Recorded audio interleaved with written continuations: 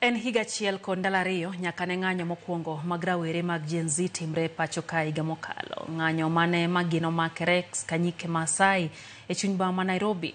Anyuola Rex Masai porito ratiro mar nyathigi Rex Masai masani ni e bwo lowo kinde ma doho podhi nyime kod koloneno kuom achije. Ola Nyambaga miyowa chal mar digni ratiro ne Rex Masai kinde ma iparo adhonde ng'anyo mag 2024.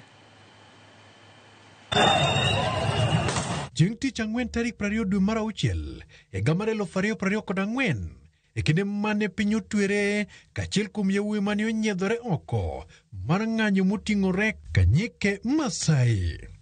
E ng'anyono mane lisasi makoch ne omuomo kendo kwedo bam Rex korka chich wuowi mane jahigni 29 ne oruombore piny karembe goyo kala e kendo bubni lo ka boma umetni kod tule kindo ganda kod obila. Obila ne diro iro malongo wang' e kinde ma kony mar Rex mare ne medo bedo matek ahinya. E dalagi, familia ne rito wuodgi ni dhi duogo godhiambo mondo giyud chiemb ang'ich welo kaka pile e mesa. Nikapokea simu as usual, tulikuwa tuna joke juu already alikuwa amenipromise atakuja na kuwa amekuja. Nikamwambia sema muongo. Ile sauti nilisikia the other side, mam si Rex, ni mimi George. Shida ni ati ni Rex. Rex amefanya nini? Tulikuwa tumetoka job tukapitia town, Rex ameshutiwa. Jomachiel motelo ne mano Rex Masai ne timo ekruok mar chako ngima. Rex ne wuok dhi e pinje mag Ingereza kama ne oyude tich mane dhi loko ngima familia ge. Alikuwa toka ende UK July last year. Hakufikisha hiyo July na alikuwa na ndoto mzuri sana. Otieno mane tho luchore molal kod ngimane. Min mare ne ondonyo ng'wech nyaka osiptal kata kamano noyudo ka wuode chunye oseya. Nikaangalia Bliss nikaipata, nikaenda straight kwa reception. Nikauliza kunaweza kuwa na mtu ameshutiwa na ameaga kwa hiyo hospitali. Walinipatia ID. Nikaangalia nikapata ni yake. Nikamwambia nataka kumuona. Nikaingia, sijipa nguvu kutoka. Nikaingia nikampata kwa floor.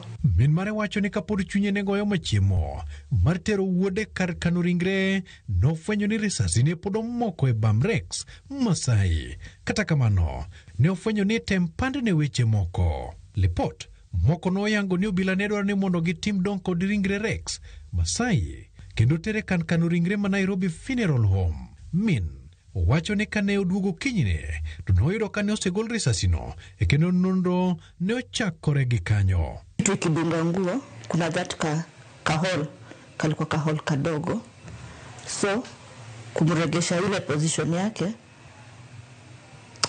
nikaona ka sharp object, so nilikuwa zile za sumtoi kitu maybe anaweza rudi. Unajua mtu jipatia hopes hata kaa kuna. Owacho ni nochakruch neno mochuno maonge duoko kata matin. Alafu wanatufukuza tie amfai kwa mochari kujeni saa 2. So lakini tukajua sisi tumeona risasi already, nimeipiga picha kwa simu yangu, tutaipata. Wakarudi wakatoa ile risasi.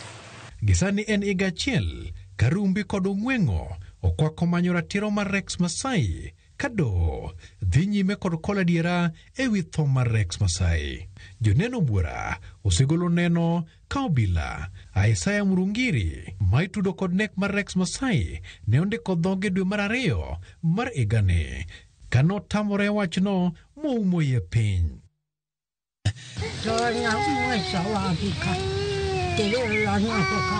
Tich abich mokalo, nyasi mar rapar mar Rex Masai ne otime dalagi kage paro wuodgi e kaunti ma Machakos. Nondo mar doho to pod dhi nyime ka familia mar Rex Masai dwaro ratiro.